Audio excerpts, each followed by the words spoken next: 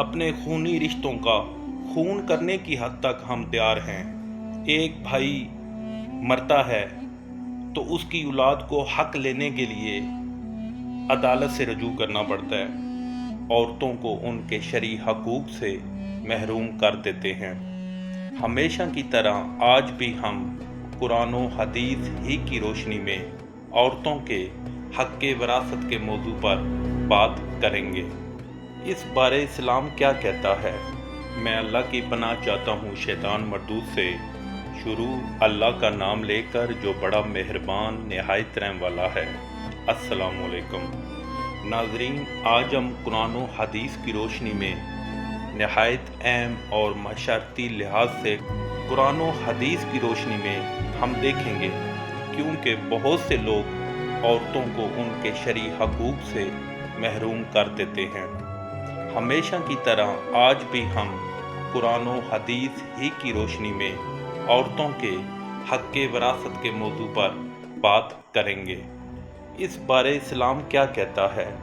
قرآن و حدیث کی روشنی میں ہم دیکھیں گے کہ عورتوں کا وراثت میں کتنا حق ہے اور اس حق کو دبانا کتنا بڑا گناہ ہے۔ قرآن کی آج سے ہم اپنی گفتگو کا آغاز کریں گے۔ جو مال ماں باپ اور رشتہ دار چھوڑ مرے، تھوڑا ہو یا بہت، اس میں مردوں کا بھی حصہ ہے اور عورتوں کا بھی۔ یہ حصے اللہ کے مقرر کیے ہوئے ہیں۔ ناظرین، یہ آیت صاف صاف بیان کرتی ہے کہ عورتیں بھی وراثت میں حق رکھتی ہیں جیسے مرد رکھتے ہیں۔ ادھر ہمارے سمجھنے کے لیے ایک اور آیت بیان کرنا چاہوں گا۔ سورہ النساء کی آیت ہے، اور جب میراث کی تقسیم کے وقت غیر وارث رشتہ دار اور یتیم اور محتاج آ جائیں تو ان کو بھی اس میں سے کچھ دے دیا کرو اور شرعی کلامی سے پیش آیا کرو۔ اس آیت سے اندازہ لگا لیں کہ جو وراثت کے حقدار بھی نہیں، ان کے بارے میں اللہ کی ذات فرما رہی ہے کہ محتاج ہوں، غریب ہوں، آپ کے رشتہ دار ہوں، ان کو آپ وراثت میں سے جب تقسیم کر رہے ہوں تو کچھ نہ کچھ دے دیں۔ جب ان لوگوں کو دینے کا حکم ہے قرآن میں جن کا وراثت میں حصہ ہی نہیں بنتا، تو بھی قرآن کہہ رہا ہے کہ جو آپ کے غریب رشتہ دار ہوں تو تقسیم کے ٹائم آپ ان کو کچھ نہ کچھ دے دیں۔ تو آپ خود سوچیں کہ جو عورتیں ہیں، ہماری مائیں ہیں، بہنیں ہیں اور پھوپھیاں ہیں، چچیاں ہیں، اس طرح کے جتنے وراثت میں حصہ دار بنتے ہیں ان کا حق ادا کرنا چاہیے، جو کہ ہم ان کو نہیں دیتے جو حقدار ہیں۔ پاکستان میں لاکھوں ایسے کیس عدالتوں میں زیر سماعت ہیں۔ بھائی بھائی کا حق وراثت کھا رہا ہے اور بھائی بہنوں کے بھی۔ کیوں ہمیں خوف خدا نہیں؟ کیوں ہم اپنی قبر کو بھول چکے ہیں؟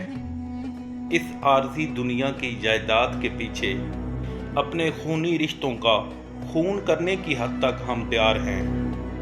ایک بھائی مرتا ہے تو اس کی اولاد کو حق لینے کے لیے عدالت سے رجوع کرنا پڑتا ہے۔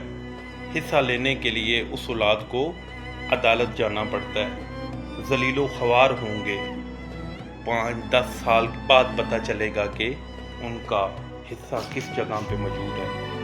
ہمارے معاشرے میں آپ نے دیکھا ہوگا بھائی بہنوں کے ساتھ تعلق اسی وجہ سے رکھتے ہیں کہ کہیں ہم سے باپ کی جائیداد سے حصہ ہی نہ مانگ لیں، اور اگر اس نے مانگ ہی لیا تو عدالت سے ہی لینا پڑے گا اور تعلق بھی ختم۔ کیوں؟ کیونکہ اس نے باپ کا حصہ جو مانگا، جو کہ دونوں کا باپ تھا جس نے جائیداد بنائی۔ اللہ کی ذات نے جب مرد کو وراثت میں بہن سے 2 گنا دیا ہے تو اس پر صابر رہنا چاہیے۔ یہ اللہ کی حدیں ہیں، جو ان کو توڑے گا اس کا انجام جہنم کے سوا اور کچھ نہیں۔ ناظرین، وراثت کے معاملات میں جس نے قرآن و حدیث اور خالص اللہ کے ڈر سے تقسیم کی تو وہ اللہ کے ہاں ضرور اجر پائے گا، اور اس کو حصے میں جو بھی مال ملا وہ برکت میں کئی گنا ہو جائے گا۔ یہ ہم نے کبھی نہیں سوچا۔ اور جس نے اپنے پاکیزہ رشتے، پھپھی، چچی، ماں، بہن کا حق کھایا، اس نے جہنم کی آگ کو پسند کیا۔ وہ آخرت میں بھی رسوا ہوگا اور دنیا میں بھی، اور وہ آخرت میں اللہ کے سامنے پیش ہو کر پچھتائے گا اور کہے گا کہ کاش میں نے ایسا نہ کیا ہوتا۔ سورہ النساء کی ایک اور آیت ہے، اللہ تمہاری اولاد کے بارے میں تم کو ارشاد فرماتا ہے کہ ایک لڑکے کا حصہ 2 لڑکیوں کے حصے کے برابر ہے۔ یہاں مرد کو عورت سے 2 گنا دیا گیا ہے، لیکن عورت یعنی بہن، ماں، پھوپھی، چچی کا حصہ ختم نہیں کیا گیا بلکہ مقرر ہے۔ ہمارے ہاں ایک کہاوت، ایک قول آپ نے سنا ہوگا، لڑکی تو شادی کے بعد دوسرے گھر چلی جاتی ہے، اسے حصہ نہیں چاہیے۔ یہ قول قرآن کے خلاف ہے۔ عورت شادی کرے یا نہ کرے، اس کا شرعی حق اسے دینا فرض ہے۔ بہنوں، بیٹیوں، ماؤں، بیویوں، پھوپھیوں، چچیوں، سب کو ان کا حق دیں۔ یہ صرف شریعت نہیں ہے بلکہ قیامت کے دن کے لیے ہماری نجات کا ذریعہ ہے۔ وراثت ایک امانت ہے، اسے ادا کریں۔ اللہ کے نزدیک سب سے عادل شخص وہ ہے جو امانت کو اس کے اہل تک پہنچائے۔ جو شخص کسی وارث کو اس کے وراثتی حق سے محروم کرے، اللہ تعالیٰ قیامت کے دن اسے جنت سے محروم کر دے گا۔ ناظرین، ادھر چھوٹی سی عرض میں کرتا چلوں کہ ہمارے معاشرے میں آپ نے دیکھا ہوگا کہ کافی ایسی غلطیاں ہمارے والدین بھی کر جاتے ہیں جو کہ بعد میں اولاد کو بھگتنا پڑتی ہیں، جبکہ قرآن میں اللہ تعالیٰ کی ذات نے واضح طور پہ یہ احکام ہمیں بتائے ہیں۔ لیکن جو بھی ہمارے والدین دنیا سے پردہ فرما کے اللہ پاک ان کی مغفرت فرمائے، ان سے ایسی غلطیاں ہوتی ہیں کہ وہ اولاد کی حق تلفی کر جاتے ہیں، کسی کو زیادہ کسی کو تھوڑا۔ لیکن یہ آپ دیکھیں کہ جو ماں باپ کی وراثت ہوتی ہے اس میں تمام اولاد کا برابر حق ہوتا ہے، چاہے بیٹیاں ہوں، چاہے بھائی ہوں، چاہے جتنی بھی مائیں ہوں، دادا دادی بھی ہوں، سب کا حق بنتا ہے۔ تو انسان کو اس سے بھاگنا نہیں چاہیے اور اللہ کی ذات کا شکر ادا کرنا چاہیے، اور جو جس کا حق ہے اس کو ادا کر دیں۔ والدین کو چاہیے کہ جتنی بھی ان کی وراثت ہے، جبکہ ان کو معلوم ہے کہ میری وفات کے بعد آپس میں لڑائی جھگڑے یا معاملات ان کے بگڑیں گے، تو ان کو چاہیے کہ ہر چیز اپنے طریقے سے ہر کسی کو تقسیم کر کے دیں۔